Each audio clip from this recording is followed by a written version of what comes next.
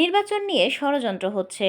কোনো ষড়যন্ত্র কিংবা চক্রান্ত বাংলাদেশের মানুষ মেনে নেবে না বললেন বিএনপির কেন্দ্রীয় কমিটির সদস্য অ্যাডভোকেট রুহুল কুদ্দুস তালুকদার দুলু। তিনি বলেন, বিগত 15 বছরে স্বৈরাচার সরকার পতন ঘটাতে বিএনপির অনেক নেতাকর্মী ক্ষতিগ্রস্ত হয়েছে, মিথ্যা মামলায় জেলে গেছে। তাদেরকে তারেক রহমানের নির্দেশে আর্থিক সহায়তা দেওয়া হচ্ছে। নির্বাচন দিতে হবে, জনগণ 20 বছর ধরে নির্বাচনের জন্য আন্দোলন করছে।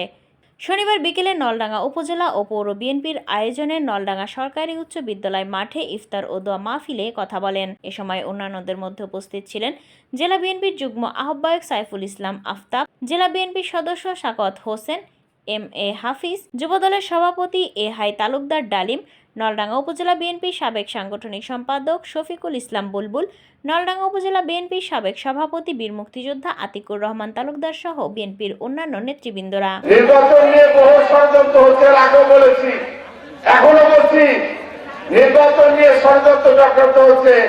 কোন ষড়যন্ত্র, কোন চক্রান্ত বাংলাদেশের মানুষ মেনে নেবে না। নির্বাচন দিতে হবে। জনগণ এই নির্বাচনের জন্য গত 20 বছর যাবত অপেক্ষা করছে।